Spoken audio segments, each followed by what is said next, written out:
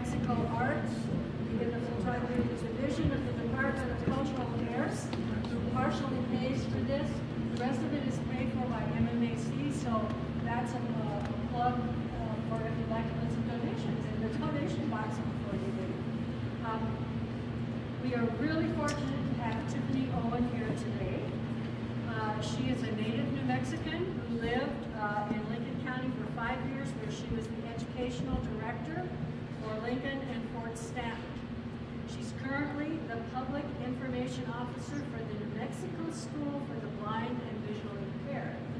And she's going to tell you the rest about herself.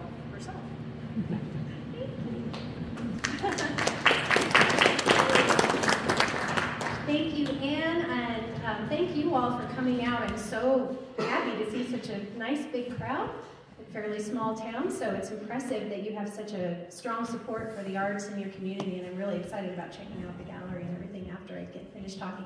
I'm going to be trying very hard to be attentive to the time to make sure that I don't abuse your backsides and have you sitting too long, so I was looking for a clock. But I've got my fiance here in the back, and my wonderful, sweet guy has been taking care of all my needs, and he's gonna go if I get too long-winded, which I can do. This is a very complicated story. How many of you have been to Lincoln? And Fort Stanton? Ah, good crowd, awesome, wonderful. Well, you may find that a lot of this is old news to you then, but some of it may be new. I'm hoping I'll tell you some things you didn't know before. A lot of people feel like they're Lincoln County war experts because they've seen Young Guns, and that's a big part of how I what I did for 5 years was straighten out the misperceptions that people had picked up from Hollywood. So when I was in high school, my history teachers were basketball coaches. And so I didn't have a particular interest in history myself because we were watching 007 movies and things when we were supposed to be learning history. And it wasn't until college when I had an excellent history teacher who was legally blind, but that man knew every single fact about every battle that ever happened. He could tell you how many horses died, and it all came from his memory. And he was so fascinating that I took every history class he offered, even though I didn't have to. Then later, I briefly taught middle school. I had a student one day that said, "I hate history." I was teaching art at the time. "I hate history." And I said, "How can you hate history? It is so interesting and fun." And she said, "I don't care about anything that happened before me." And she was so dramatic about it, it was hilarious. But I also thought, how sad, because we are dependent on the next generations to respect and care about history if we want to keep these old buildings going and upright and keep the history alive. So that's why I felt when I was at Lincoln and Fort Stanton that I had the most important job at the historic sites, because I did the school tours and I taught the kids about why the Lincoln County War is significant in our history.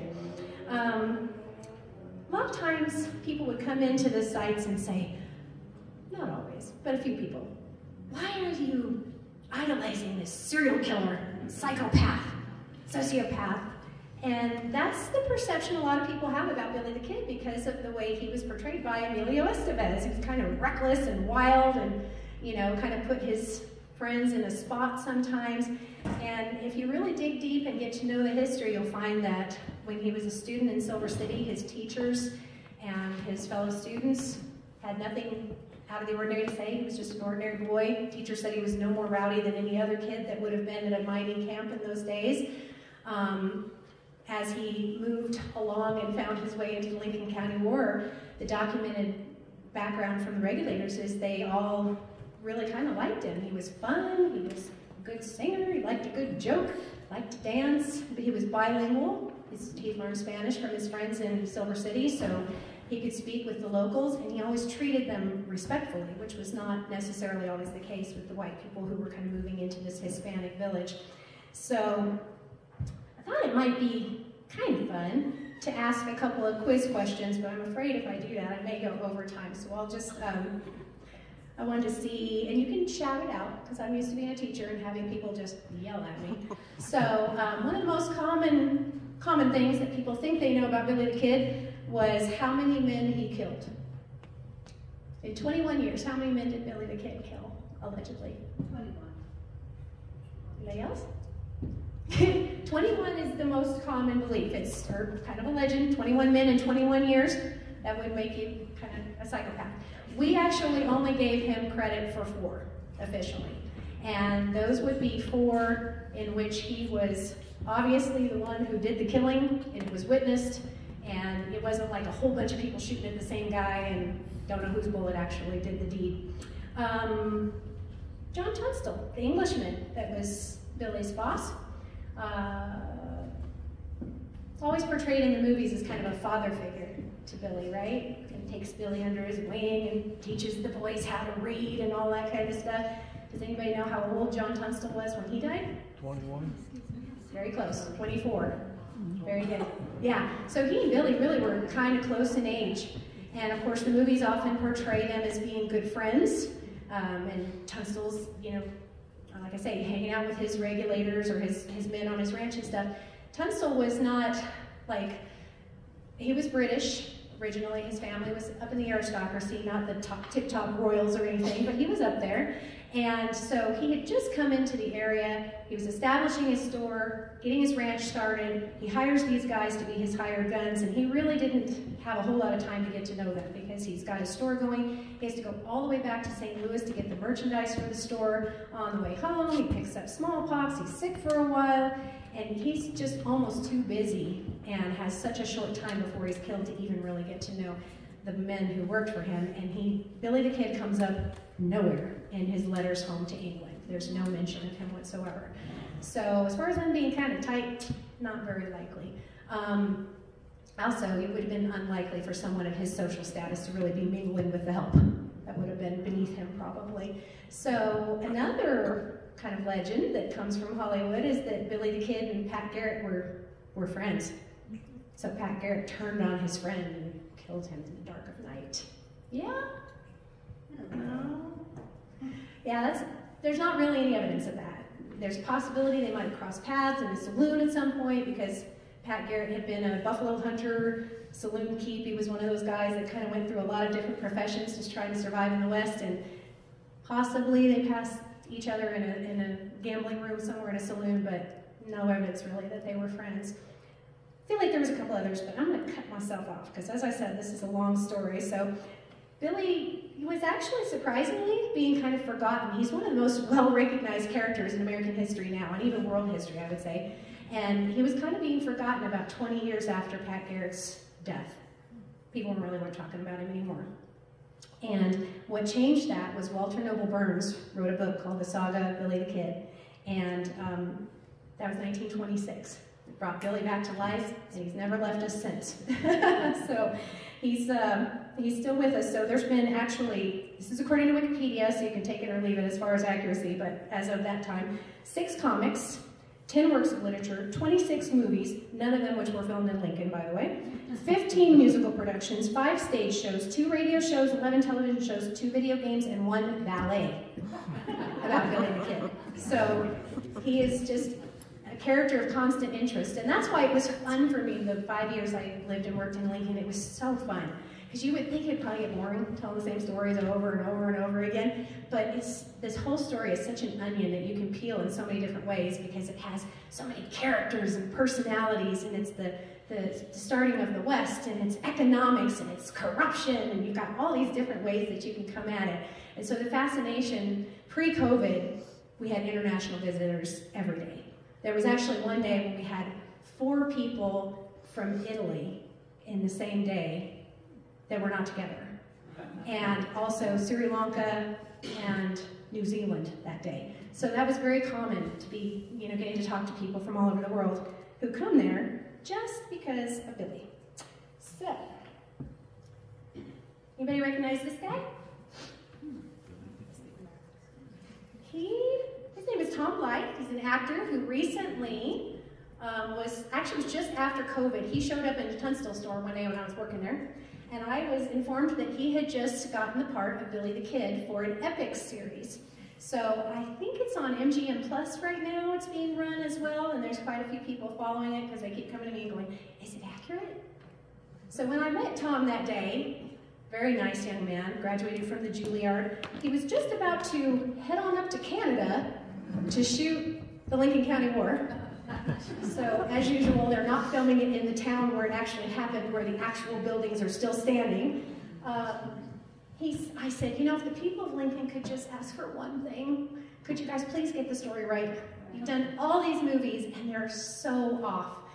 He goes, oh yeah, you know the guy that wrote the screenplay for this, he did Vikings, and he's very historically concerned about getting things right. Yes! So for the first time in my life, I signed up for a streaming service so that I could watch this series. And boy, like within the first 30 seconds, I'm going, oh! Because they were kind of filling in his childhood. We don't know that much about where Billy came from. Anybody know what you've heard about where Billy started out? New York. New York is the common legend, for sure. Walters, New Mexico. Good. It's, you know, it's possible, we just don't know. It's kind of the holy grail of history. If anybody ever does figure out where Billy was from, it'll be great. But the family really doesn't show up on census records or anything. The legend about him being from New York, and the legend about his actual birthday being November or something, 1859, 69, whatever it would have been, came from a man named Ash Upson, who was another one of those characters in the story of the West there in Lincoln, especially in that territory, who kind of did a little bit of everything. And one of the things he did was he was the ghostwriter for Pat Garrett's biography. And since nobody knew exactly how old Billy was, or where he'd come from, or when his actual birthday was, Ash Upson used his birthplace and his birthday and attributed it to Billy. So that's where that legend of Billy being from New York comes from. That's where Ash Upson was from. So the little teeniest bit of evidence that we have that's probably the most reliable comes from a man named Frederick Nolan, who we considered at the historic site to be our authority on Lincoln County War and Billy the Kid. British gentleman, very deep into it, very good book that he wrote. If anybody really wants to get down and dirty with Lincoln County War, I can tell you the name of the book and recommend it for you. But in his book, he actually mentions Indianapolis, or Indiana, as having a little smidgen of evidence that they might have been from Indiana. So that's a possibility. That's usually what I would lean toward, just because there's a little bit of documentation. They show up in Kansas at one point. His mom was running kind of a laundry and a baking kind of operation, so she advertised in the paper, so we know they were there. And then she and Billy and his brother and their stepfather come down to Silver City because of mining. And his stepdad was working in the mines, and that's how they ended up in New Mexico. And then things just kind of got out of control. So I'm going to give you the story as well as I know. I always told people when I lived in Lincoln, and they say, you know, what happened at the top of the stairs? I can tell you as much as I know, but I'm not going to ever try to convince you that I'm 100% right about anything, because I wasn't there. And until we invent time travel, we're not going to know for sure. We might find out if Billy showed up one day, told us the real story, we were off on everything. But I will tell you the best I know based on documentation and research. So as I mentioned, most people get their Lincoln County War knowledge from, there's Tom Blythe in his role as Billy. They grungied him a little bit. Most people kind of get their Lincoln County War knowledge from Young Guns, and they figure if they saw Young Guns, they're an expert. This phrase, "I'll make you famous," is, there's not really any documented record of Billy ever having said that. But if he had, we could sure say that he definitely kept his promise. Because if it were not for Billy, Lincoln County War would be just one of many wars that erupted in the turbulent founding of the American West. So Hollywood has its way of changing things a little bit. As I mentioned, history is often told through that lens, and for many people it's a little bit hard to keep the story straight. So you can see the difference. As I mentioned, John Tunstall there, a little bit older gentleman. There he is at age 20-something when he died.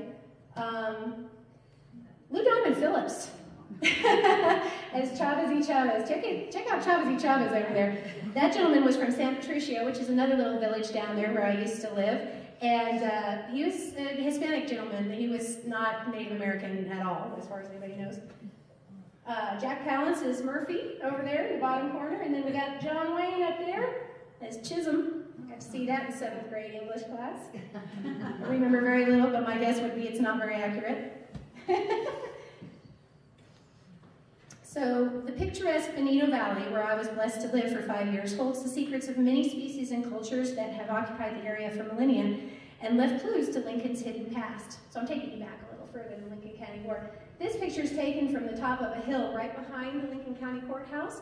And if you've ever been there, you may have seen this cross. I was in charge of the volunteers when I was there in Lincoln, and one of my volunteers put solar lights on the cross. There's a whole other story behind the cross, but I can't get into all the side stories or we'll never go home. But the solar lights are really neat because it makes the cross glow at night from the top of that hill. So you can see the little village of Lincoln there. That little line of trees tells you where the Rio Bonito flows through the town. Visitors to Lincoln today are often very surprised to learn that our fair, dry New Mexico was once submerged by a prehistoric sea. But having driven in through from I-25 and seeing the landscape, I'm sure all of you are quite aware of the receding of the water because you can see it in your hills. We have nice layers. I can personally attest to our subaquatic past because while living on Peter Hurd's ranch in the Hondo Valley, just south of Lincoln, I often wander the hills high above the little village of San Patricio and frequently found impressive fossils that confirm this submerged time in our history. The recession of the prehistoric sea combined with terra firma turbulence resulted in the Lincoln Folds, a geologic puzzle that still confounds geologists today. So you can kind of see them along the North Hills as you're coming in and out of Lincoln. They look like the Great Wall of China almost. They're vertical walls of rock. And so that arrow is kind of pointing to some of those vertical walls. Rockhounds from all over the world come to study the folds along the North Hills in Lincoln, which look like man-made walls, but they're all natural.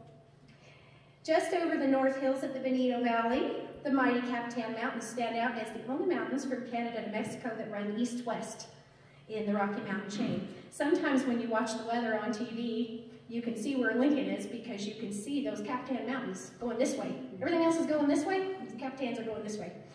So I'm sure you know, a certain little bear cub that we all know and love was found there in the 1950s after a forest fire.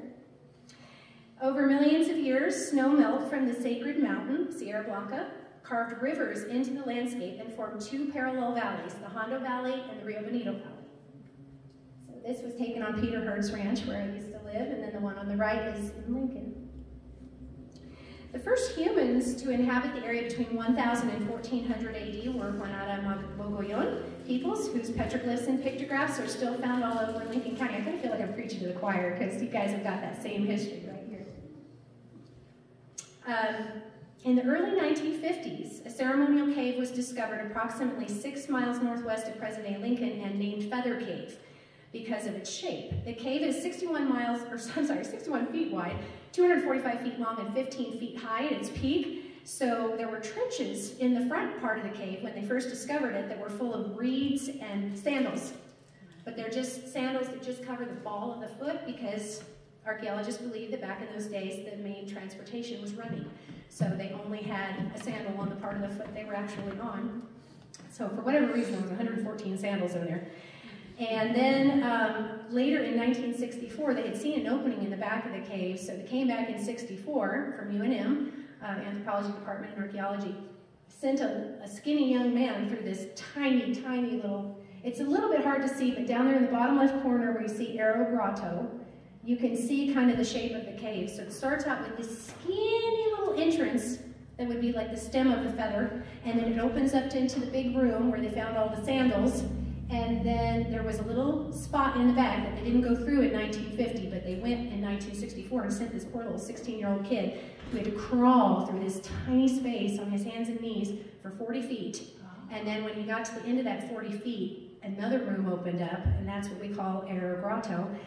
And they had an inner sanctum there containing masses of offerings that had been untouched for more than 6 centuries. So it's considered one of the most complete ceremonial deposits known to Southwestern archaeologists.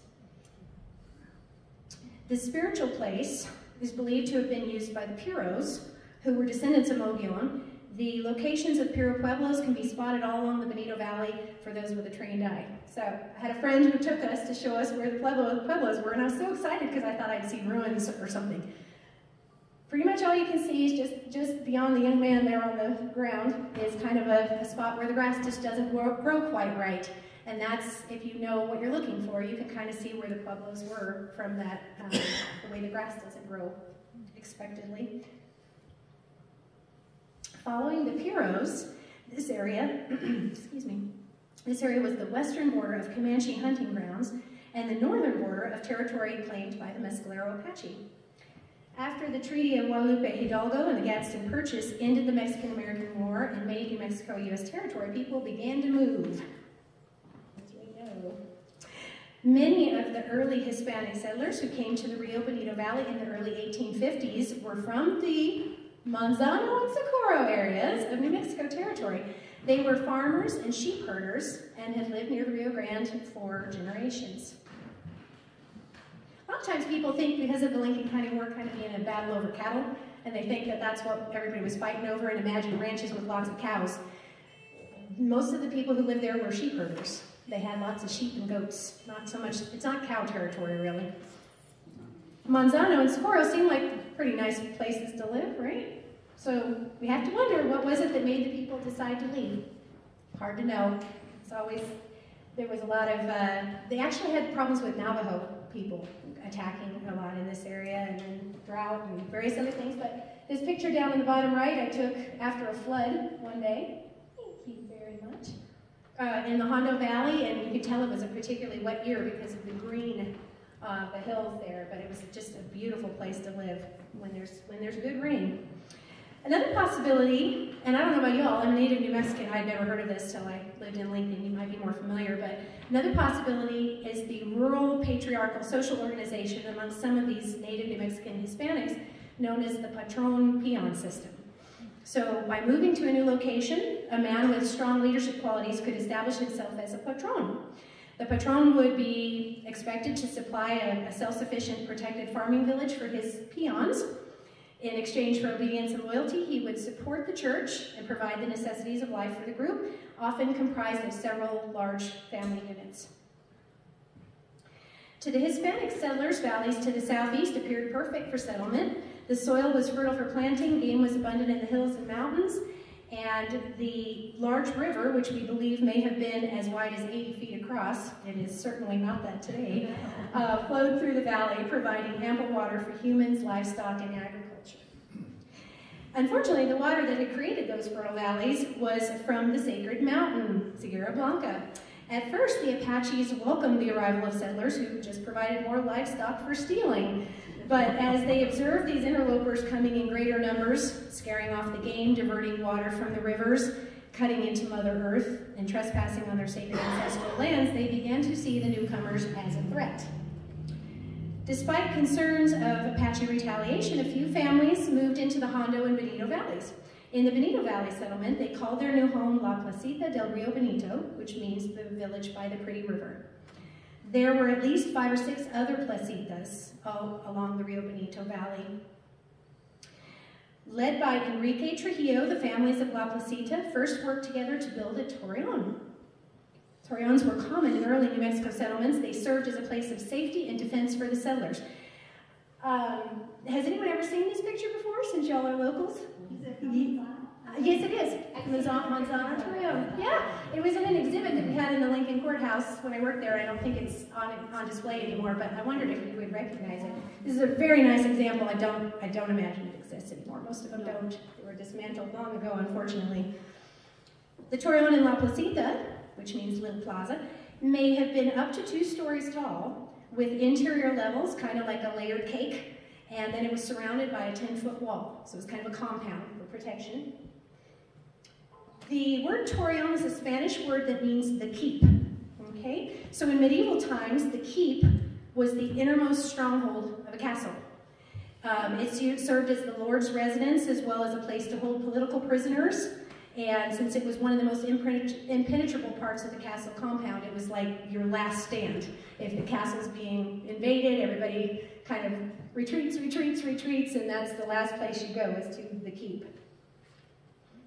The keep was a fortified tower with thick walls and a protected entrance. It was usually the last place everybody would go under attack, as I just said. At some point, castle defenders noticed that round walls deflected arrows and bullets better than flat walls. So they started to build round keeps instead of the rectangular and square ones that had been common prior. It's unknown exactly at what point this architecture kind of found its way into the Southwest, but it proved to be a good solution for settlers in this sometimes dangerous environment. Like Pueblos, the door on the Torreon opened to an upper level so that the settlers could climb a ladder to get inside and then pull the ladder in behind them. So once they were in pretty good shape. If you've been to Lincoln and seen our Torreon, you probably remember you can go inside it. The door is at ground level, and that's because our Torreon was dismantled a long time ago, the original Torreon. And the Chavez County Historical Society and the WPA rebuilt it in the 30s, and of course they made it accessible for people, and that's why the door is on the ground, but it would have been much more common for the door to be up high.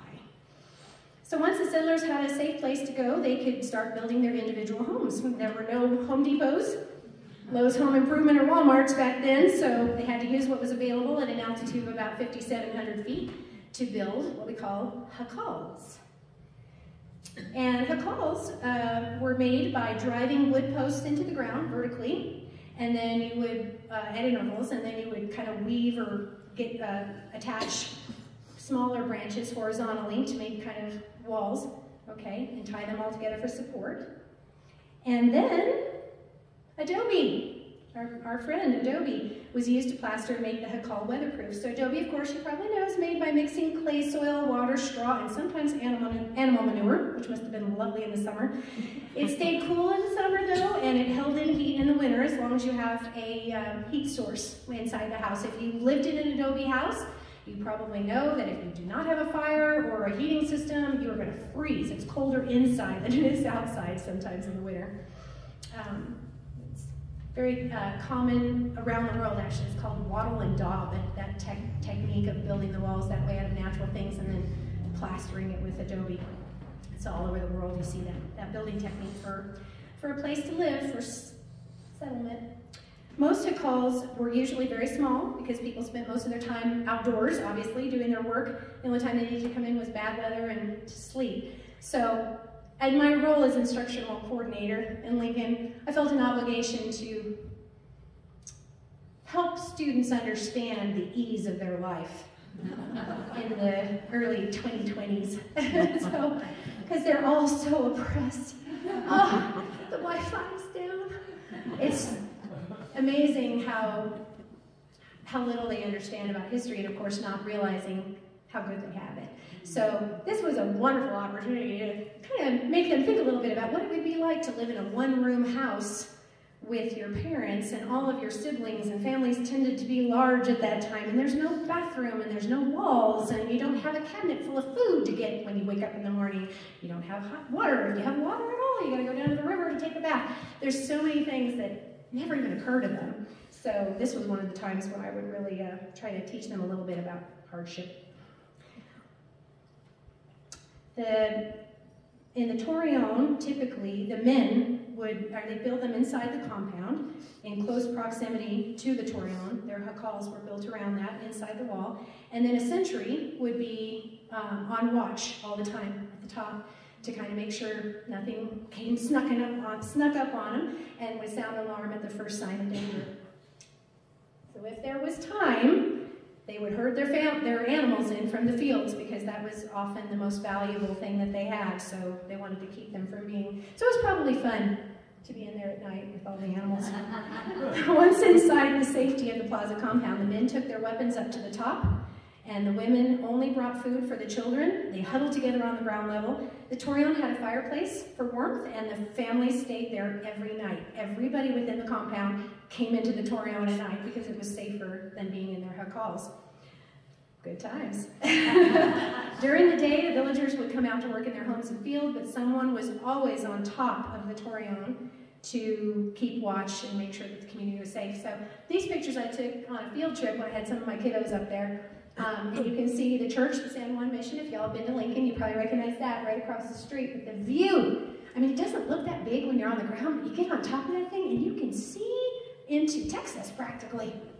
It's amazing how well you can see from the top. This inset photo here of one of the portholes in the Torreon shows that the walls of the Torreon were very thick to repel the arrows and bullets. And visitors to the site always think, you know, they're picturing the Lincoln County War in their head, so they're thinking those holes are going to stick your gun out there and fire at people.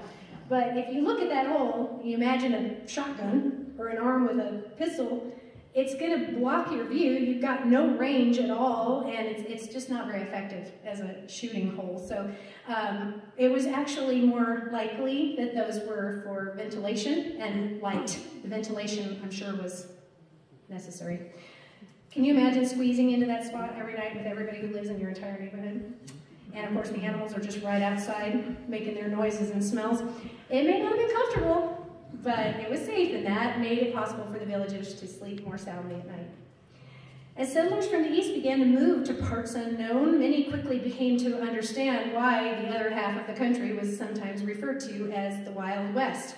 Clashing cultures, fights over land, water, and territory, and the scarceness of law and lawmen all contributed to frequent disputes and violent incidents. If Billy the Kid and Lincoln County War had never happened, they might be making movies about another violent rivalry that happened before the Lincoln County War, known as the Horrell War. Anyone heard of that one? Me either. I grew up in Alamogordo. I wasn't that far away, but I'd never heard of this. I had a friend named Michelle Horrell. I've always wondered if she's related to these people. One night, word came to Lincoln that the dreaded Horrell brothers of Lampasas, Texas, were coming to Lincoln to kill every man, woman, and child in town. The Horrell brothers had been perpetrating a race war with the local Hispanics for several years, which ultimately resulted in the killing of an estimated 24 to 75 people in Lincoln County. This threat on this particular night was intended to be revenge for the shooting of two of their brothers. Little Ella and Amelia Bolton, who had just come from Ireland to Lincoln with their family, spent that night with their mother inside the Torreon with 27 other Hispanic villagers, praying that they would make it to see the next day. Late in the evening, the Horrell brothers stormed into town and surrounded a building that served as the courthouse. This was the first courthouse in Lincoln. Twice a year they would have court there, but in between court it was the saloon and the dance hall and the school and the nunnery, and it was just kind of a multi-purpose building, but it was also kind of a community center. And on this particular night, the community was celebrating the wedding of one of the town's most prominent Hispanic families. Before it was over, the Horrells had shot into the doors and windows of the wedding party, wounding a man and a woman and killing 4 men, including the father of the bride. This incident added to a compounding collection of complaints from settlers moving into the West about skirmishes and lost livestock. They wanted the federal government to do something. The government began establishing forts along the Rio Grande to protect the settlers and subdue the Native American tribes.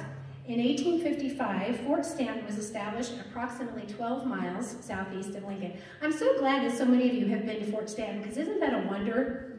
There's so many frontier forts that we have around to see, but most of them are just kind of adobe ruins. There's very little left of them. In Fort Stanton, you've got full buildings from 1855 that are still standing and intact and well kept, and you can really imagine the barracks and the quartermaster's unit and everything. It's really an amazing place. If you've never been there, highly recommend. Many of the soldiers at Fort Stanton were immigrants from countries like Ireland, Germany, England, France, and Italy. At this time, immigrants were looked down upon and often had trouble finding work in America. So joining the military was a way to make a living and gain respect in their new country. Alongside these European soldiers were former slaves who found that they were more accepted in the free-spirited West. The Native Americans had not seen people with such dark skin and hair before, so they admired the black soldiers' bravery and skill in battle, which reminded them of the buffalo, an animal that they admired and respected. So the Native Americans gave them the nickname Buffalo Soldiers, which has become a source of pride today. With the arrival of newcomers and the belief in manifest destiny, the Bonito Valley and her resources were now being seen by entrepreneurial men with more in mind than a quiet life of family and farm. Real quick, I wanted to mention that the slides that you're seeing are a combination of photos that I took during the time that I worked at the sites and lived there. Just never a dull moment, just beautiful scenery everywhere. Also, a lot of artwork by Bob Bose Bell, so if you're a fan of True West magazine, you're familiar with his artwork, and bless that man's heart. When I first came and started doing presentations about the Lincoln County War, you don't have a picture to go with every moment. And if you don't have something visual for middle schoolers when you're trying to teach them something historical, you're going to lose them. So I wrote to Mr. Bell, who has to be one of the busiest men in the world, and asked if I could use his artwork in my presentations, and he emailed me right back and said, sure, just give me a little credit. So he's a great guy. Of course, we've got the historical pictures too. This is a really cool one because the two gentlemen, very significant characters, are actually in the picture. It's a little hard to tell, but you can see that I highlighted them in the picture of important people there at Fort Stanton. So two of these men, Emil Fritz and L.G. Murphy, were both former commanding officers at Fort Stanton who had mustered out and started a very successful business providing beef, flour, grain, and other necessities to the fort. One of the ways that they acquired their beef was by hiring cattle rustlers. Then they would pay the rustler $5 for the cow and charge the federal government $15. Another dishonest practice was obtaining government surplus by overcounting the number of Mescalero Apache coming to the fort. And then they would sell the surplus on the black market. They had all kinds of shenanigans going on while they had the sutler store there at the fort. The reason the people were coming in, you probably know that as they were kind of trying to establish reservations, the whole purpose of Fort Stanton was to kind of get the Native American attacks under control, make it safe for settlement, and the reservation system kind of had to be set up. So there was kind of this middle ground time when the natives were still allowed to live where they wanted, but they came in for rations or whatever, and then at some points, of course, they just lived right there on the fort. And there's documented stories about like officers' wives sitting in their little bay window in the commanding officers' quarters, whatever, doing their needlework, and they look up and there's, you know, native people standing there looking through the window, scared them to death. But they were just right there amongst the soldiers and on the fort, and they were dependent on, you know, the government, and a lot of those Indian agents were not the most ethical people. Eventually, Fritz and Murphy were accused of corruption in both their business and with the fort soldiers and the Mescalero Apache, and were forced to leave the post. So pretty rotten for two former commanding officers to be taking care of their own soldiers, the men that served with them and under them. Eventually, oh, I'm sorry, I said that already. Part of what made the territory so unmanageable at this time was its immense size. The little village of La Placita resided in what was then Socorro County. So you can see I've kind of highlighted Socorro County. Just down below, a little hard to read, in the bottom left corner in the boot there is Mesilla. And then over here to the right, the pink area, is Doña Ana County. So things were a little different at that point. One of La Placita's most prominent residents, Captain Saturnino Baca, proposed a solution. Baca had joined the New Mexico Volunteers at the outbreak of the Civil War. He served under Colonel Kit Carson during the Indian Wars, and in 1869, he represented Socorro County at the territorial legislature. And he introduced a bill to split Socorro County in two to make it a little more manageable. His friends in the territorial legislature wanted to name the new county Baca County in honor of Captain Baca, but Baca was a patriot, and he insisted that the county be named after the martyred president.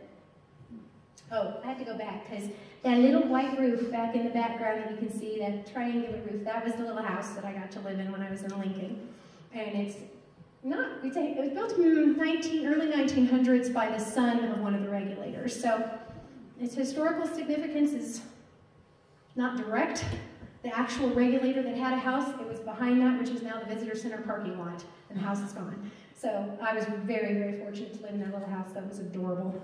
Loved it. Right there on the main drag, the most dangerous street in America. Lincoln County, despite having been split to make it more manageable, was still larger than 9 states and had the largest county in the country. It was still the largest county in the country. But with only one sheriff for the entire county, most disputes were still being settled with a gun. With Lincoln being named the county seat, old L.G. Murphy there saw an opportunity to start a new enterprise. So his German partner had gone home, Emil Fritz had gone home to Germany to visit his family, conveniently died while he was there. That's a whole other side story, very intricate and hard to listen to unless you're really interested in insurance policies. But Mr. Fritz is now gone, and in my personal opinion, he's never said this anywhere, I think he was kind of the brains behind the corruption and all the things all the shenanigans that they were up to. And his passing may have been why the next shenanigan was not as successful. Murphy recruited his former clerk from the Fort Stanton store, Jimmy Dolan, who was a fellow Irishman and had started his Army career as a drummer boy. He sure moved up in the world. Another hard-drinking Irishman, John Riley, joined the firm of L.G. Murphy and Company as the third partner. So I used to tell people, if they were having trouble, there's so many characters, it's hard for people to keep this all straight. So you've got the Irish group up here at the big store, that's Murphy, Riley, and Dolan, and then you've got the Englishman and the Scotsman down here at the other store. So for the kids, when they would come to town, because again, it's so hard for little ones to get all this, I'd say, okay, this one up here at the top of the road was the Super Walmart, and this one down here was Target, okay? So that's how you keep the two separate. But that is a little bit confusing because it makes it appear that the Lincoln County War was a battle over business, over the mercantile business, and that's not really what it was all about. So Murphy built this huge two-story store in Lincoln that pretty much cast a shadow over the humble little flat-roofed adobes that had been established along the main street in town over the last 25 years. The people in Lincoln referred to the giant new store as the house because of its dominance over the community. Murphy and Dolan now effectively controlled the entire economy of Lincoln County. Murphy probably taught his shady business practices to Dolan, and together they began to become the lords of Lincoln. So real quick, this little side thing.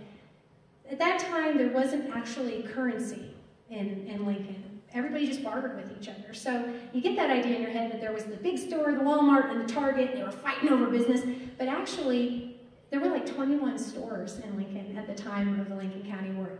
Approximately 600 people lived there too, which is quite different from today. But there were, you know, everybody just kind of had a room in their house that they would make, that was the store, and then they lived over here, and if you needed some hay, you go to this guy, and if you needed some beans, you go to that guy, and everybody just bartered. And so without actual money being exchanged, having a mercantile was almost kind of a, it was just kind of a front for other businesses, I guess I would say. And you can see here, got the cash register, that's actually in the Tunstall store, antique cash register. They had living quarters usually in the store. Murphy lived in the big store, Dolan lived in the big store, John Tunstall lived in his store. They all had their living quarters within their store.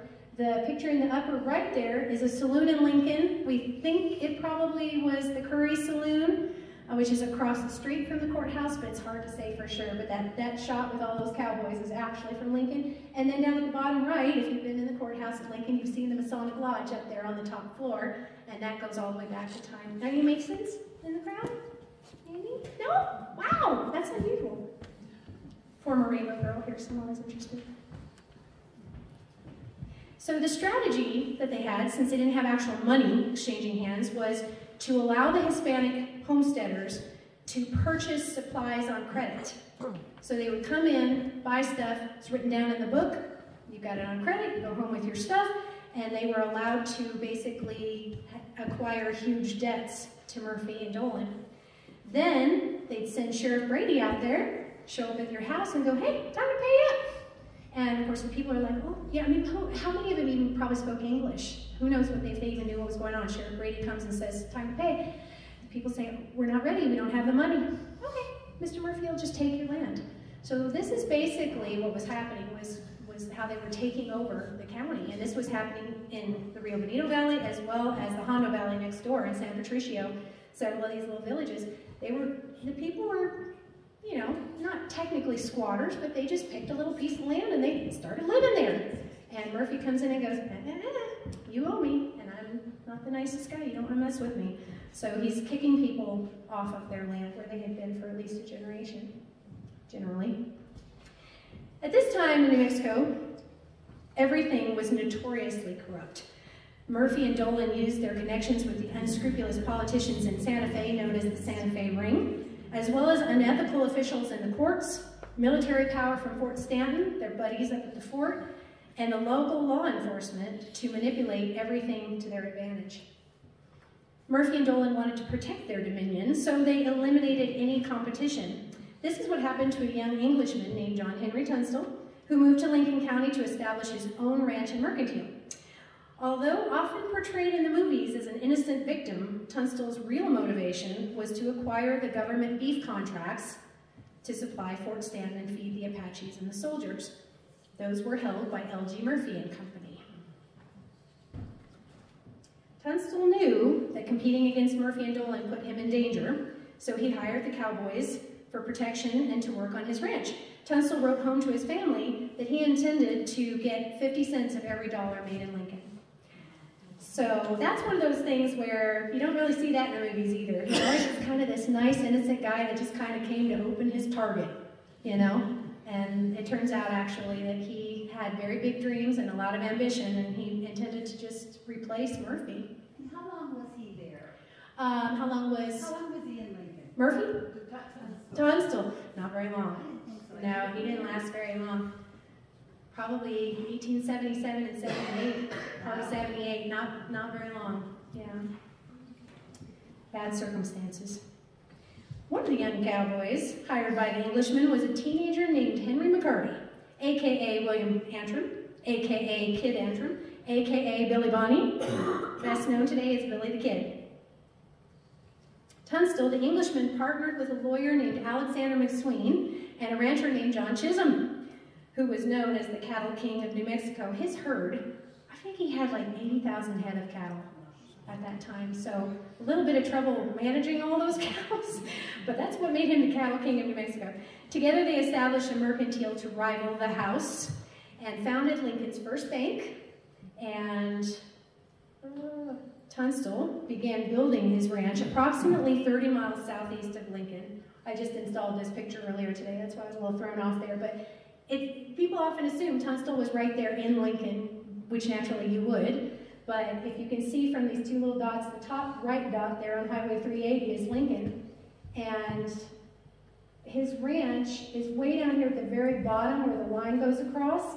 It says Tunstall Ranch there with a little cowboy hat. So that's how far he had to travel back and forth to get from his ranch to Lincoln, which is why he was killed where he was, because it was a trip back and forth. So the local Hispanics in villages like Lincoln and San Patricio were actually relieved to have Tunstall and his crew arrive, because they thought finally there was somebody here that was going to break that monopoly that Murphy and Dolan had over the community. So they kind of sided with Tunstall and McSween, believing that these newcomers were going to break that stranglehold of the house.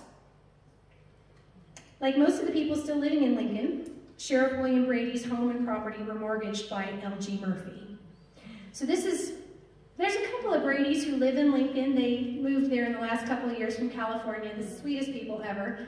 And so I always felt kind of badly when visitors would come, because sometimes I'd ask visitors, well, what do you know about Sheriff Brady? It's always the same thing. He was a bad guy, sided with the wrong team, and Billy the Kid shot him. And that's pretty much all anybody knows. The man was actually a very honorably serving veteran. He was a Mason. He has a connection to 4 of our historic sites at various points in his military career. He served at 4 historic sites. And my personal feeling, I think he may have done some things that are questionable. However, my feeling is that he was in a bad spot. His land and his large family, their existence was dependent on L.G. Murphy, who basically had the mortgage on his property. So what are you going to do? L.G. Murphy tells you to go out and collect, you go out and collect. Sends out a posse, you go to send out a posse. So it's debatable, but history has not been very kind to Sheriff Brady, unfortunately. Sheriff Brady, unfortunately, because of his relationship with Murphy and Dolan, becomes their henchman. And on February 18th, 1878, Sheriff Brady dispatched a posse to capture Tunstall at his ranch. That's tomorrow, isn't it? Tomorrow is John Tunstall's murder day. Just thought of that. We do often, or at least we used to when I worked there, I'm not sure if they're still doing it, they would take a tour group out to the Tunstall murder site. So you have to have 4-wheel drive, and you kind of have to go as a caravan because it's not easy to find. You have to kind of know how to get there, but if you're ever interested, usually around February 18th this happens in Lincoln. If the weather's bad, it's not fun. It's slushy. So Tunstall and his cowboys had already left the ranch by the time that Brady's posse shows up. They were on their way back to Lincoln, knowing the posse was coming. But along the way, Billy and the other guys spotted some wild turkey out there running around, and they got visions of turkey for dinner in their heads. So they take off chasing the turkey, leaving Tunstall unprotected. While Tunstall was unguarded, Brady's posse tracked the group into the hills just south of the village of Glencoe and shot John Tunstall and his horse. And this was the murder that started the Lincoln County War, but the killing had only just begun. I didn't mention that a lot of these pictures, too, are from reenactments that we did. So you can see I enjoy putting on a costume, and there's a lot of others like me that like to dress up in costumes, and we do reenactments. And you probably know that every year in August there's Old Lincoln Days where they do the shootouts in the street, and we have the music, and it's actually based on the Last Escape of Billy the Kid, which is a folk pageant. It's, I think, the oldest folk pageant that's still performed in the country. It would have been 80 years during COVID, which of course they didn't do it, which broke the 80 years, so they made it the 80th the next year. But it's performed each year in August, the first full weekend in August. It's long too, especially on a Sunday afternoon in August with the sun on your back. On the morning of April 1st, Billy and the regulators were holed up in the Tunstall store in Lincoln when they saw Sheriff Brady. I may be on the wrong slide, hang on. Let me look. Yeah, okay. I just skipped a card, excuse me. After the posse left, Billy and the boys collected the body and the belongings of their boss and rode frantically to Lincoln. They visited Squire Wilson, the local justice of the peace, and were deputized. They declared themselves regulators, which was a term frequently used to reference vigilantes who stepped in to keep order in the absence of law. Of course, Lincoln was not without law. The regulators just happened to believe that that law was corrupt, so they were going to step in and fix things. So the regulators is a term very much associated with the Lincoln County War, but it was actually a fairly common term at the time. It was used in different places around the country to refer to people stepping in as vigilante justice. On the morning of April 1st, Billy and the regulators were holed up in the Tunstall store in Lincoln when they saw Sheriff Brady and his deputies pass by on their morning rounds. The regulators hid behind the wall of an adobe corral until Sheriff Brady and his deputies had passed. Then they shot Brady in the back. This was not typical of what you see, of course, in the Westerns. They're out in the street, they're pointing their guns at each other, they have some warning. And that was what Eugene Manlove Rhodes referred to as the rattlesnake code, the code of the West. The idea being that even a rattlesnake gives you a little warning before it strikes. That was kind of considered the honorable thing to do. What the guys did to Sheriff Brady was not considered an honorable thing. Another deputy, Deputy Heineman, whose relatives came by while I was working in Lincoln, I met some of them and learned how to pronounce his name properly. He managed to make it to the side of the street, but died from his wounds there in the street. On the day of her husband's death, Brady's wife was pregnant with their 9th child. So this was a large family he was trying to protect and support. If y'all remember, oh gosh, it's been a while now, it shows some age, but do you remember Nicole Brady that used to be on the news? I don't know if she was Channel 4 or Channel 7 out of Albuquerque. She's a Brady. So with 9 kids from Sheriff Brady, you can imagine they had a Brady reunion while I was living there. Oh my goodness, hundreds of Bradys. There's a lot of them. Big family. You don't think about how many people can come from one family until you see them all in one place. In this corrupt and lawless era, this was how business was done. Any wrong committed against one side or the other was immediately acted upon with revenge. In the years following the Civil War, this is a Tiffanie philosophy, by the way. This is something I came up with. But in the years following the Civil War, these regional wars were popping up all over the country. And think about the Hatfields and McCoys. There's some real similarities between that situation and what happened in Lincoln. They were often called wars in the press, but they were happening everywhere. And many of the soldiers returning home probably had PTSD, which we didn't know what that was back then. Everybody was self-medicating with alcohol, except Billy. I would say Billy was known to never drink or smoke. So he was trying to stay sharp because he knew his life was in danger. And then everybody had a gun. So you've got the combination of, some issues, probably from the war, and alcohol and firearms. In the West, there was just too much land, too few lawmen, and no fences. And with little willingness to break the law, an individual could literally change his destiny and the future of his family for generations. He was just willing to do it, just greedy enough. After the killing of Sheriff Brady, Billy and Jim French ran out to Brady's body. If you can picture this now, Highway 380. Billy and Jim French running out there, Brady's dead in the street, and they're rifling around. 2 theories on what they were looking for. Brady had taken a gun from Billy earlier, and Billy may have wanted to get his gun back. Or, supposedly, Sheriff Brady might have had a warrant for McSween, Tunstall's partner, and they might have been trying to get that warrant and get rid of it. So we're not exactly sure why they ran out there, but a couple of the deputies who'd been walking down the street with Brady had managed to escape and were on the side of the street and had taken cover. While kneeling over the body, the deputies who had survived the ambush and taken cover along the street began shooting at Billy and Jim French, as you would expect. A bullet skimmed Billy's leg, but pierced the thigh of Jim French. Big Jim French, they called him. The pair hobbled back to the Tunstall store, which was now occupied by the town doctor, conveniently, and his family. That dude had just gotten there, too. Can you imagine? He and his family rode into town as they brought in Tunstall's body. And all this chaos happens within their first few days of being in Lincoln. So knowing that Dolan and his men would soon be coming looking for them, Dr. Ely quickly passed a handkerchief dipped in kerosene through the bullet hole in Jim French's leg, handed him a couple of pistols, and put him under the floorboards in what had been John Tunstall's bedroom in the back of the Tunstall store. So if you've been to Lincoln, we kind of redid this exhibit while I was there, and I'm not sure what the current status is, but there's a hole in the floor. You can see there behind the chair. That's where Jim French was hidden. And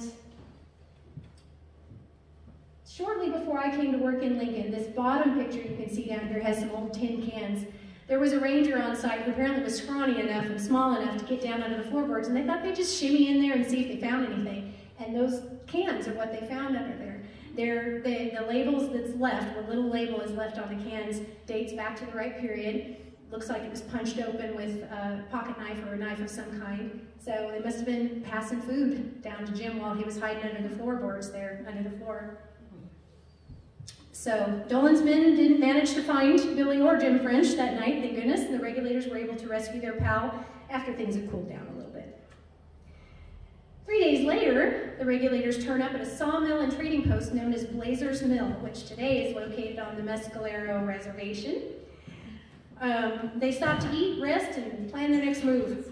The mill also served as a post office, which is why Andrew Buckshot Roberts arrived one afternoon hoping to pick up a check for his property in Lincoln. He was trying to get out of there. He knew things were getting hot.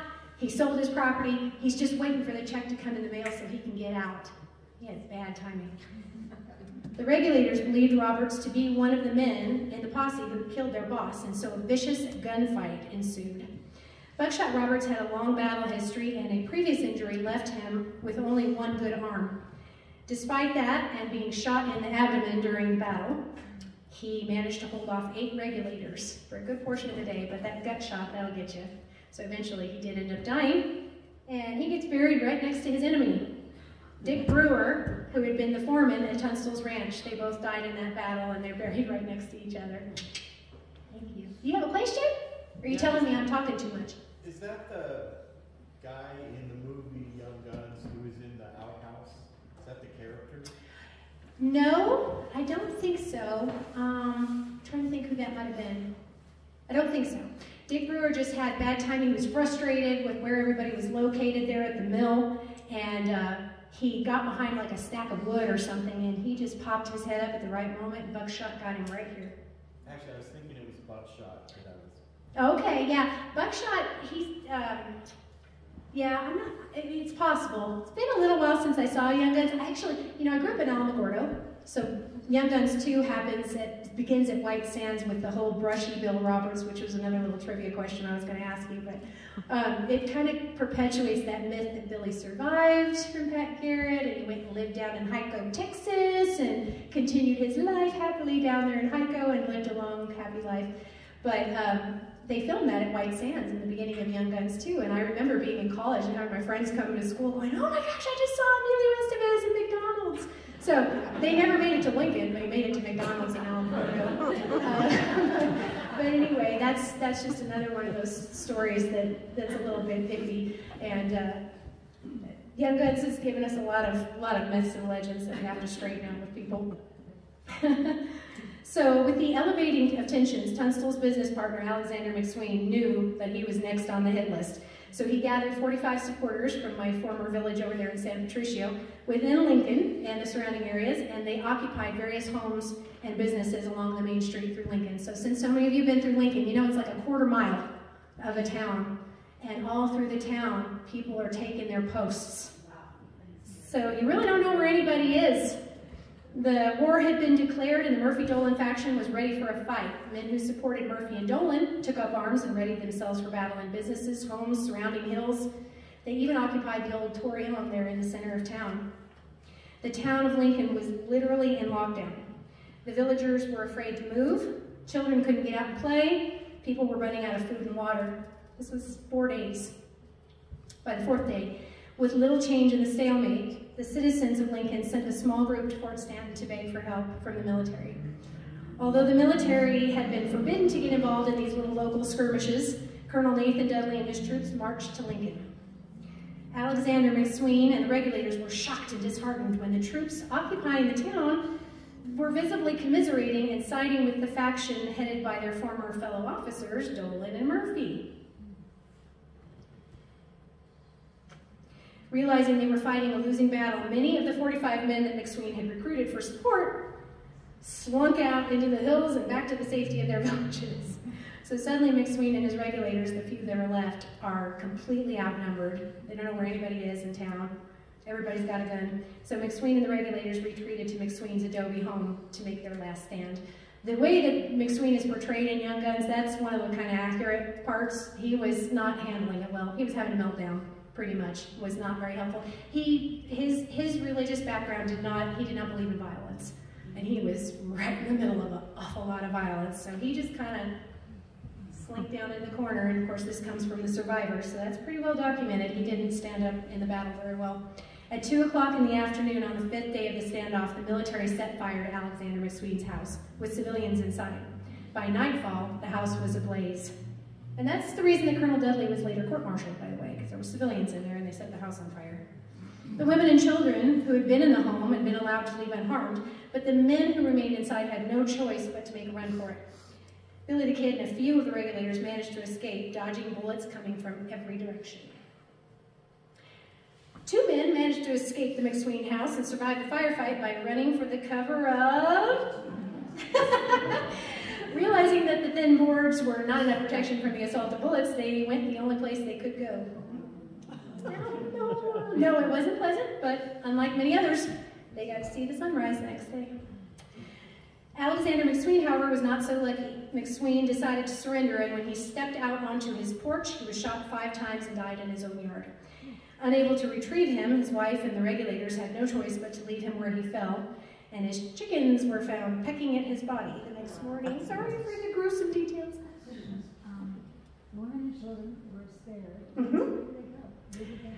Where did they hide? You know, a variety of places. One of the people who escaped from the house was a man named Eugenio Salazar, and he was 14 years old at the time. He escaped, but he had been shot. He played dead. Some of the guys on the bad team came over, and they were standing over him, and they were like, I'm going to make sure he's finished off. And then one of them goes, don't waste the bullets.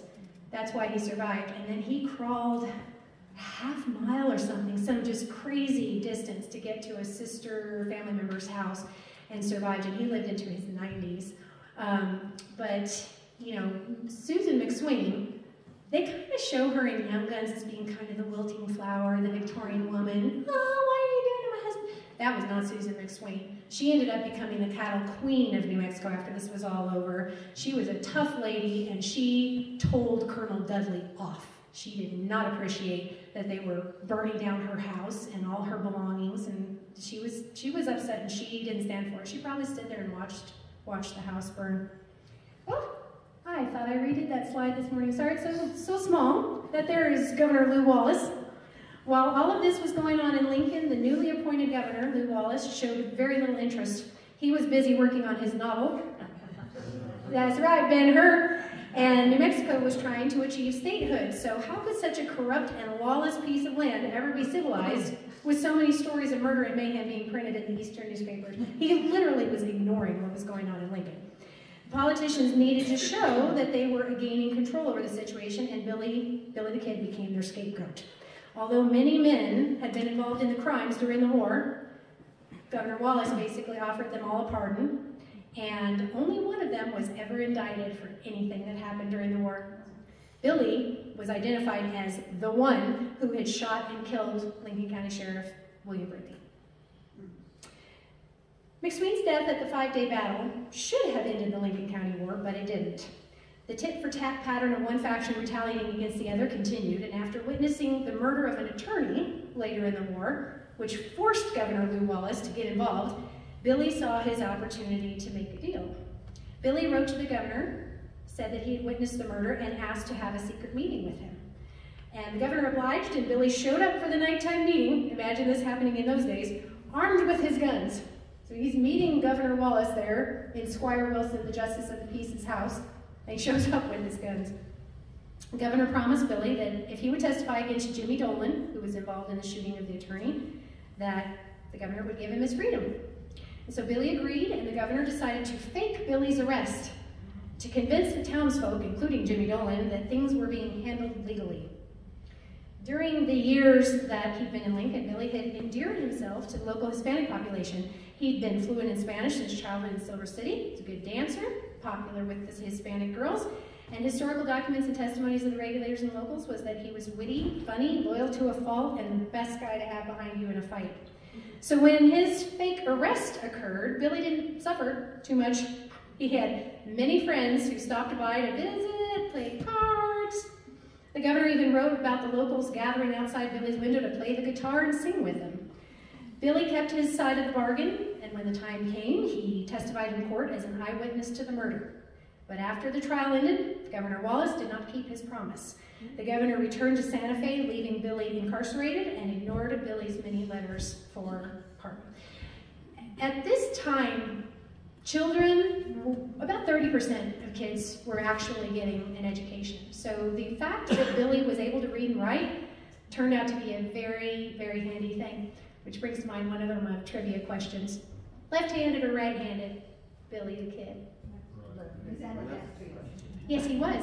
He was ambidextrous. He was not left-handed necessarily as far as writing, though. And if you see his letters to Governor Wallace, you can tell, because you can usually tell when someone's left-handed by the way that they write. His handwriting is beautiful, as most children had beautiful penmanship back then. And the way that they figured out that legend about the left-handed gun, comes from Hollywood again, left-handed gun, was that the tintype, the famous picture of Billy that we all know, was being printed backward for like decades. They flipped it, and so someone with a good eye for guns, and I forget now what kind of specialized gun this is because I'm a girl and I don't know these details, but there's like a sliding part of this particular gun, and someone looking closely at that picture realized that that little sliding part was in the wrong place, and the picture was backwards. So that's how we figured out he would have had his pistol on this side, and that kind of resolved that little mystery. So Billy knew that if he was sent to trial for the murder of Sheriff Brady, he would probably never make it to the gallows. Prisoners were often eliminated before the trial, with the deputies claiming that the prisoner had tried to escape and had to be taken out. Once again, Billy's popularity with the locals paid off. His jailer released him, gave him a horse. Billy the Kid escaped to live another day, and his legend in the Eastern papers grew. That painting by Peter Hurd, by the way, is great, isn't it? Thunderstorm on the prairie there. In 1880, the store that had once been known as the House for its stature and significance in the community was now bankrupt. L.G. Murphy had died of cancer in Santa Fe early on in the war. That's another thing that, you know, in Young Guns, they've got Murphy. He's like Billy's main nemesis. The dude died like within the first year of the war. He wasn't even there. Jimmy Dolan's name, he must roll over in his grave every time Young Guns is watched, because that dude was behind everything that happened during Lincoln County War, and you hear his name mentioned once in the movie, like way off in the background during the burning of the McSween house. Other than that, he gets nothing. He gets no credit whatsoever. He was the one behind everything. So the store's bankrupt, Murphy's dead. The murder of Sheriff Brady had left basically no one to collect on all of the ledgers that the house had owned, and so the store had gone bankrupt. Lincoln County Commissioners bought the massive building and designated it as the Lincoln County Courthouse. So you've been to the Lincoln County Courthouse, you've seen the upstairs, which is now the courtroom. That was actually 4 rooms at that time. So it was Murphy's living quarters, it was like a supply room, the sheriff's office was up there at that time, Pat Garrett's office. So it was kind of 4 separate little rooms in there. And so when they incarcerated Billy up there, it wasn't like a jail cell like we would expect today with bars that would actually hold somebody in. It was basically L.G. Murphy's old bedroom. That's where they had Billy. So since escaping Lincoln, just in the nick of time, Billy and his fellow wrestlers had survived by stealing horses and cattle and reselling them in Texas. A prime target for theft were the cows belonging to Tunstall and McSween's former ally, the cattle king of New Mexico, John Chisholm. Tired of losing his cows to outlaws. He had too many cows. Tired of losing his cows, Chisholm recruited a 6'4" former bartender and buffalo hunter to run for Lincoln County Sheriff, promising the voters that they would rid the county of the cattle rustlers. Just before Christmas, Billy and several of his pals were caught and arrested by Sheriff Garrett and several angry Texas cowboys at Stinking Springs near Fort Sumner. Sounds like a lovely place, doesn't it? So that little building there on the bottom right, I'm not really sure how much of it still exists, but yeah, that's a picture of it in its day. Finally caught for real, Billy was tried for the murder of Sheriff Brady, where he was found guilty and sentenced to hang. Where did that happen, you history nuts? In Mesilla, that's right. Jay and I recently were there in the old jail and courthouse. First time I got to check it out. Once again, Billy is facing almost certain death. He's incarcerated in the abandoned store of his former nemesis, which was now, of course, the Lincoln County Courthouse. But due to his history of escape, by my count, there were 5 of them that were pretty impressive escapes, he was kept separate from the other prisoners and watched by 2 deputies while Sheriff Garrett was out of town. Marshal Ollinger and Billy had some history, and Ollinger enjoyed the opportunity to bully and tease Billy while he was handcuffed and chained to the floor in the upstairs room that had once been L.G. Murphy's bedroom. So you'd think, handcuffs, leg irons, he's chained to the floor, he's got 2 guards watching him, he's separated, he's never allowed to leave the building. You'd think that would do it, wouldn't you? Another legend that has perpetuated over the years was that the other deputy guarding Billy, Deputy Bell, was more kind to Billy, perhaps even helping Billy pass the time by playing cards. The truth is that Deputy Bell had lived in White Oaks, and a few months before, Bell was part of a posse involved in a standoff at White Oaks with Billy's gang, in which fellow Deputy James Carlisle was killed. It's more likely that there was no love lost between Deputy Bell and Billy the Kid. While the hours slowly passed in Billy's upstairs room, life slowly went on as normal on the streets below Billy's prison window. Billy surely knew that his only option was to escape or die.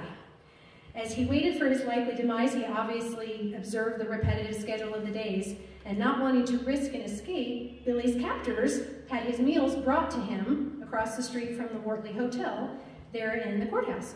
But every evening at the same time, Marshal Ollinger took the other 4 prisoners across the street for supper, leaving Billy alone with Deputy Bell. In the movie Young Guns 2, Billy asks Bell to escort him to the outhouse where he locates a gun left for him by one of his pals. Although a delicious story, this scenario is very unlikely. And so when people would ask me about this, which was often, because it's so good to have his friend come and hide a gun in the outhouse. So you may have heard about the recent death of Drew Gomber, who was, we kind of called him our local celebrity historian there in Lincoln. He used to be on the History Channel all the time, not just because he was an expert in Lincoln County War, he was an expert in all kinds of history about the American West. So if you saw him, you'd probably recognize him. But he just recently passed away. He was the one that gave me the best explanation for why that gun in the outhouse theory probably doesn't work. And that is that if Billy came out of the outhouse with a gun, why would he wait until he got all the way back in the building and all the way to the top of the stairs and just come out of there guns blazing and gotten it over with and took off? So that's probably why we know that didn't happen. Instead, we reference the closest thing we have to the first-hand account from the only survivor of the shootout. According to Billy's friend, J.P. Meadows, Billy and Bell returned to the courthouse and ascended the stairs to the 2nd floor. Billy was able to get ahead of Deputy Bell, rounded the corner at the top of the stairs, and when Bell came up to the top of the stairs, Billy had these huge, heavy metal handcuffs. Clunks Bell over the head, huge gaping, bleeding wound, knocks him disoriented, and when Deputy Bell finally decided to make a run for it because he's damaged, Billy basically had no choice but to shoot. And he later said he didn't want to shoot Bell, but he had no choice. So he takes Deputy Bell's gun, shoots him as he's running down the stairs. Deputy Bell managed to make it out the stairs, out the side of the building, and died. You've probably seen his marker behind the courthouse, out back. Bell continued to run, but there was no place to go, and he died right there out back. Billy then runs to the armory, which for some reason wasn't locked. So I have a little theory about this too, because this is where all the guns are stashed. You've got all these prisoners in the building. Why would you not have that armory locked up? kind of makes me wonder if that's not part of the reason the legend came down the way it did, because who would that make responsible for negligence? Sheriff Garrett, right? Because his deputies weren't doing what they were supposed to. So, a little bit of question of why Billy was able to just basically reach in there and grab Ollinger's own shotgun from the armory. Billy then shuffles down the hall in his leg irons to the armory where he grabs Deputy Ollinger's gun. It was a Whitney double-barrel hammer shotgun. And then he posts himself up in the window where he had been watching Lincoln's life go by for several weeks. Billy then ran to the armory. Got that already. Excuse me again. I got on the wrong card. Okay, across the street at the Wortley Hotel. Marshal Ollinger heard the commotion at the courthouse and probably assumed that Deputy Bell had shot Billy. Remember how they like to take these guys out before their trial? This is the only explanation we have for why Ollinger would just run out into the open street with no backup and nobody protecting him. As he ran for the nearest entrance to the upstairs, he passed under the window where Billy was waiting for him. The movie Young Guns perpetuates two myths in this moment: that Billy had loaded his gun with a roll of dimes. Does that sound familiar? Which has been pretty much debunked as mechanically impossible. And that Billy said, "Hello, Bob," causing Marshal Ollinger to stop running, look up into the double barrels of his own shotgun. Although a fabulous movie line, we have no documented reports of anybody having heard Billy say this, and by this time a crowd had gathered around the courthouse, so there were plenty of people that could have heard it if he had actually shouted that from up above. Plenty of witnesses, however, to the execution of Marshal Ollinger, and Ollinger was disliked by many, and allegedly upon hearing of Ollinger's death, his own mother said, "Well, I guess he's in hell now." You'd think that Billy would have been in a hurry to get out of town, right? But being unable to mount a horse due to his leg irons, Billy instead hung around the courthouse for about an hour, out on the porch, giving a speech to the crowd that had gathered. He waited for a pony and a miner's pick to be brought so that he could get his leg irons cut, and he was about to taste freedom once again. But here's a story that you will never see in the movies about the terrifying young outlaw. As Billy swung his leg over the pony, he startled it, and the pony jerked away, throwing Billy off the back, landed on his backside right in front of the crowd of all of the admirers and people who lived in fear of Billy the Kid. Billy mounted once again, though, reportedly whistled an Irish tune as he rode out of town.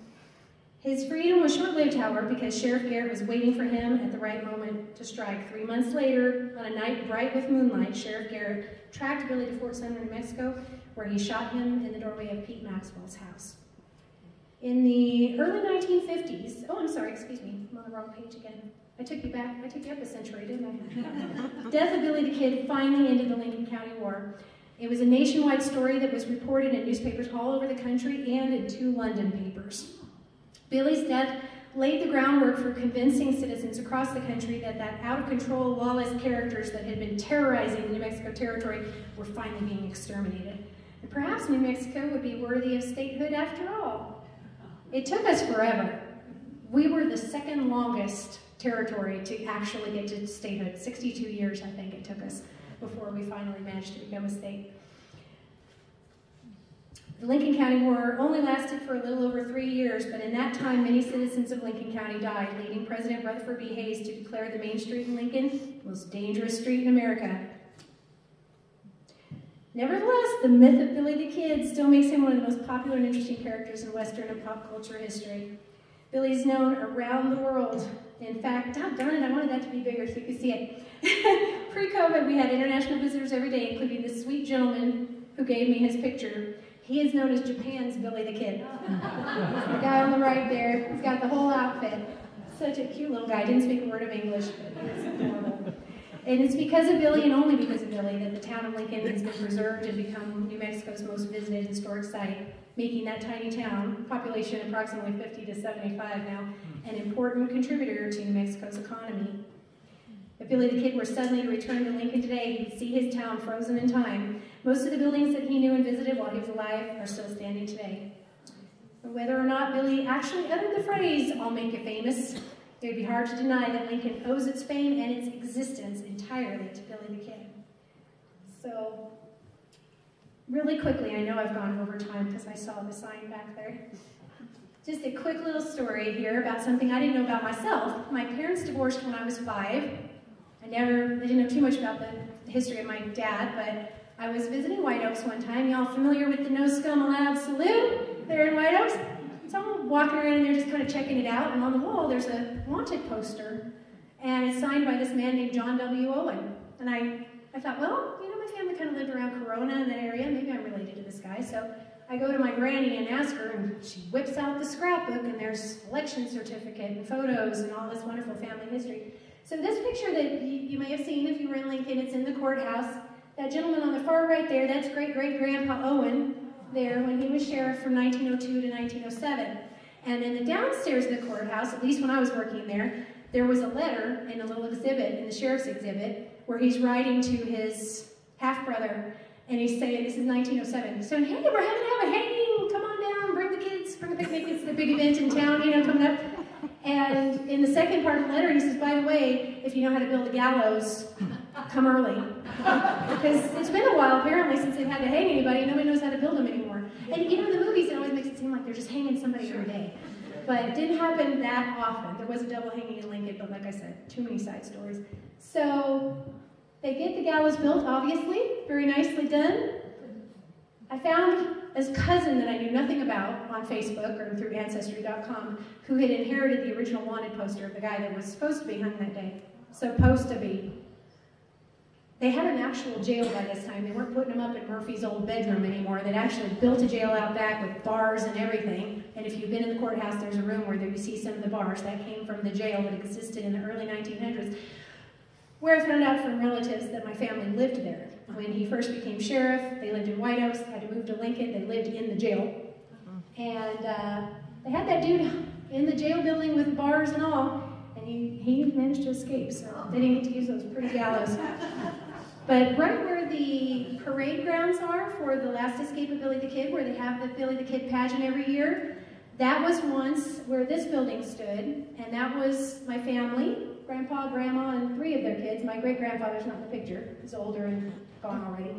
But they're standing in front of the sheriff's house. So I guess they decided the sheriff deserved better accommodations than just the old jail, and they built the sheriff's house, and family was forced to live there. But this all happened, and I found out about this simply because I was just kind of tooling around in White Oaks and found that poster. So that there is my connection to Lincoln, and it was really fun to be related to someone that had a connection to Lincoln while I was working there, because it makes you like a little minor celebrity. But of course, people would find out I had a grandfather sheriff, and they go, who was it? Pat Garrett? No. Sheriff Brady? No. It's just some guy you never heard of. And I'm grateful that he was a good sheriff. He had a great reputation, and he was a good guy, and that's why he shows up in no history books. I have gone way over time, and I thank you so much for your attention. And real quick, I just want to mention, this all happened because of Dixie Boyle, who came into the courthouse one day while I was working there, and she and I just hit it off. We had so much fun together. She gave me a copy of her book and took my business card. And 4 years later, Ann calls me and says, would you mind coming and speaking for us? And I'm like, well, I don't really live and work in Lincoln anymore, but yeah. I love talking about the subject, in case you can't tell, and I thank you so much for your attention and for coming out today to see me.